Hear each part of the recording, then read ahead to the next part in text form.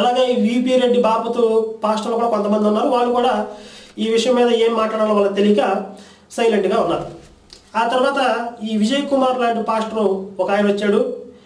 ఇక ఈయన గురించి మనం ఎంత తక్కువ మాట్లాడుకుంటే అంత మంచిది. ఈయన ఒక వీధి రౌడీలా బిహేవ్ చేశాడు.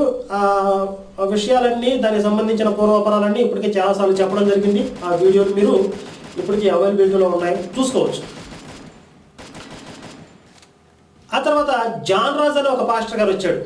ఆయన కూడా ముందేలాగే మీ గ్రంథాలు మా గ్రంథాలు కలిపి మాట్లాడదామంటే ఇదే విషయాన్ని చెప్పడం జరిగింది. చివరికి ఆయన ఒప్పుకొని ముందు బైబిల్ గురించి చెప్పాల్సిన బాధ్యత మాకు ఉంది, మేము చెప్తామని చెప్పి ఆయన యాక్సెప్ట్ చేసి మాట్లాడాడు. ఆయనతో 2 రోజుల పాటు ఈ బైబిల్ దేవుడి నిజ స్వరూప స్వభావాలు అనే పుస్తకం మీద మాట్లాడడం జరిగింది. ఇప్పటికి ఈ వీడియో నేను మాట్లాడుతున్న రోజుకి జాన్ రాజుతో 2 రోజుల పాటు